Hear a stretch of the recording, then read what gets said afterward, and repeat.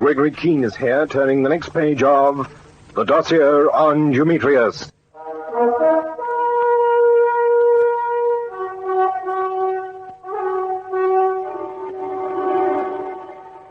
When the affair of Dumetrius began, it was impersonal. There was a criminal organization headed by this man, and I was a major of MI5 whose job was to run him to earth. But as it drew to its close, the criminal organization was gone. There was only Dumetrius, and I wasn't working for MI5 anymore. I was after him myself. I knew why. It was for Hayley Bergner. It was a curious thing. It had turned into a personal duel. I had Tom Cutts, Dumetrius had Yachty Bloom, and between us both, there stood Hayley. We'd come a long way from the forged papers traffic and the plane that took off one morning from the ruins of Berlin. We'd come a long way from the message that told us that the body of Karl Alexis Scammell had been found under the Gartenstrasse rubble. We'd come to the point where Dumetrius was in hiding at bay, and we knew who he really was. He told us when he put a letter for me in that trunk full of explosives. And now there was only one thing more to find out about him. Where was he hiding at that minute? He had to live. He had to show himself sooner or later, and every tick of the clock brought that crucial moment near. We are staying to kill Gregory Keene, Dumetrius. We are maybe staying forever. Not while we have Hayley to draw him to us, Yachty. They are searching the ships, all of them. We expected that. Why don't we go? We are safe in Paris. We are safe in Marseille. Even in Berlin we are safe, but not here. I won't tell you again, Yachty. We stay in London till our business is finished with Gregory Keene. It's all right for you. It's fine for you. You want Keene because of Hayley. You're knowing she is betraying us. She is getting the chance. Keene is taking Hayley here in her heart. That's why you must get rid of Keene in front of her. And then hereafter, Dumetrius? This is one occasion when you are completely right, Yachty. But what about me? Keene is meaning nothing to me. Why I am staying? Years I am with you, Dumetrius.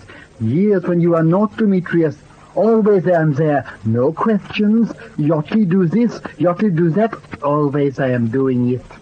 Now we are trapped like rats. You are saying, not yet we go while we can. No, not yet.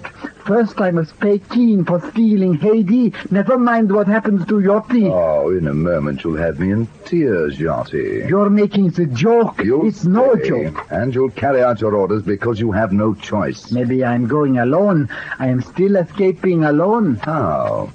The moment you show yourself outside this warehouse, even your own Poles would give you away. The Poles are not knowing I am anything but the black market in Soho. They are not knowing I am anything but forged papers to get them out of Germany. Eustace Manningley knew. The word's gone round. Don't you read the newspapers? Look, here, see for yourself. Ex-Luftwaffe pilot murdered at Copperfield Heath Aerodrome. An international criminal suspected. Here, read it. It's believed that the murder of Albert Sarahoff, known as Reginald Jackson, has a bearing on the reported disappearance of a large cache of treasure looted during the war by the Gestapo. Scotland Yard and the Paris Sûreté are conferring on the possibility that the international criminal prominent in the displaced persons traffic attempted to leave this country with the treasure. Goes on and on, Yachty, and it's largely guesswork.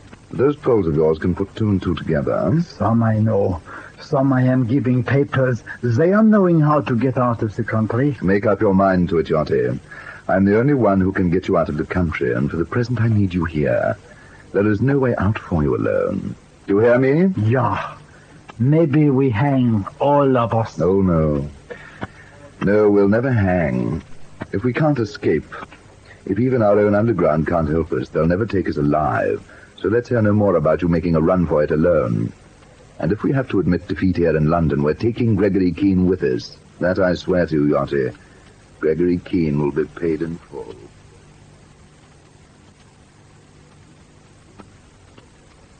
Well, Keene, that's another ship off the list. Pour yourself another drink. Trains chaps are better at this routine sort of job than we are. You ought to know that. I know it well enough, Colonel Fentress. But I'm still coming unhinged, waiting for word from either of the fellows in Soho, Frayne himself, or... Or Haydée Bergner? No, man, I wouldn't count on that too much. Why not? Well, put yourself in the other fellow's position. Dumitrius can't fail to be aware that someone put us onto Zarahov, and someone put us onto the loot at Victoria Station. We could have found out about the loot from Fleur de Pont. Fleur de Pont was dead long before Zarahov. What are you driving at? Only two people could have tried to betray Dumitrius. Haydée Bergner, or his hatchet man, Yachty Bloom. Dumitrius knows that as well as we do, and Haydée is by far his likeliest prospect. So what's the conclusion? If Haydée is still alive, she's being kept alive for a purpose, and one purpose only. Dumitrius must know that she's communicated with you once. He could use her to communicate with you again. If she's still alive. In many ways, my dear chap, it'd be better for her if she's not. But nevertheless, anything we hear from Haydée must be gravely suspect. There's nothing to keep Dumitrius in London now but you. I'll take that risk, provided it makes it possible for us to find him. Oh, excuse me. Milo Fences speaking. Yes, friend. Just a minute. The Hiram B. Atchison. Well, that's another one cleared. Yes, I quite agree. Most unlikely they'd have an American ship at their command. Yes, much more likely to be one of those odd vessels, you know the sort of thing I mean, owned in Greece, trading to the Orient, under Panamanian registry. Yes. All right, good man. Keep your chaps at it. Frame's quite right.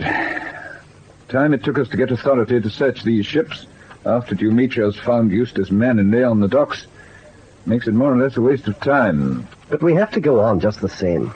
Confounded Dumitrius can't disappear into thin air. Fellow has to eat and sleep. Couldn't have many holes left after the Red Feathers Club, Bookman Sanatorium, and his ship. Don't worry, we'll find him.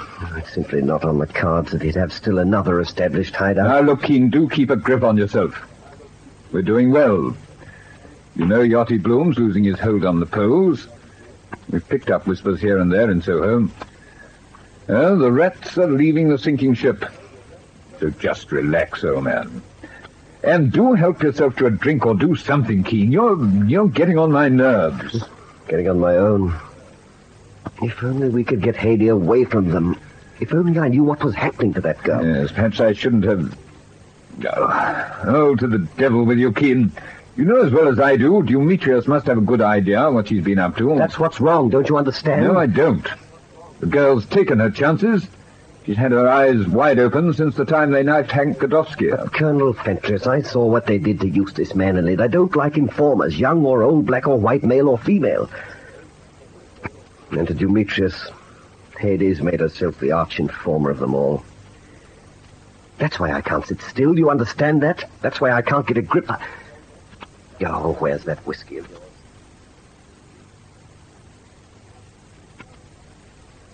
You would do better to postpone your revenge on Gregory Keene and think about getting us out of here. I know how to get us out of this country when I'm ready. In the meantime, I would much rather solve a certain problem. Oh, then solve it quickly and get us out of this ghastly warehouse. How your attitude has changed. Until yesterday, I was Dumitrius. I was still in command. Now both you and Yachty see fit to address me as an equal. It's a mistake. You've made two already, Haydée. Shall I tell you your second mistake? Tell me anything and thus caring. You care about this. Your second mistake was to tell Keene about Zarahov and the aerodrome. You don't know what you're saying. You deny it? You must be insane even to think such a thing. But I do. We're at the end of our road, Haydée. We're beginning to turn on each other. Eustace Manningley was an informer. You remember how he ended. After all I have done for you. After I went down and down into this morass with you, step by step. Yachty was right about Fleur de Pont. You released her, and you contrived to get a message to Gregory Keene. Answer me, Haydée, you betrayed me, didn't you? Oh, no, I did not. Well, there's only one way you could convince me. Yachty still does what he's told. He hates you for your beauty and your loathing of him. He hates informers. There is only one way for you to show us that you're still with us, Haydée. Only one way. I refuse to be afraid of you. I refuse to believe you'd turn on me, too, as you've turned on all the others. I'm putting it up to you, Haydée. You'd be floating in the Thames now, but for one reason. You can still show me I'm wrong. How? No, at the last, what must I do for you?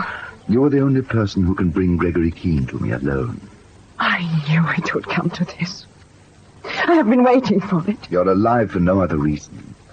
You can buy your life with Keene. If I refuse? Think of Eustace Manningley. You're the man who once said he loved me. You are the woman I thought I could trust. So, it has come to this. To save my own life, to save myself from Yachty Blom, I must smile once more at Gregory Keene. If you've not betrayed us, you shouldn't care. If you care, it's an admission. What's it to be, Haydée? What do I have to do? You will speak to Keene. You will tell him to follow his instructions to the letter. You will tell him to be at certain places at certain times.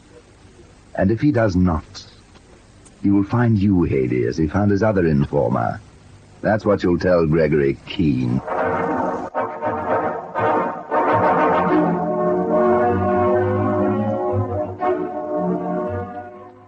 I knew what to expect. I felt I could see into Dumetrius's mind.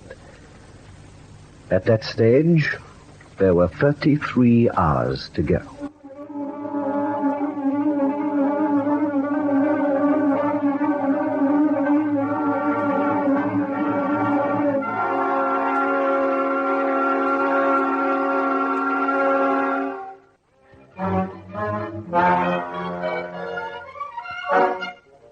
Haydée takes a desperate chance in the next chapter of this story of suspense. Dossier on Dumetrius.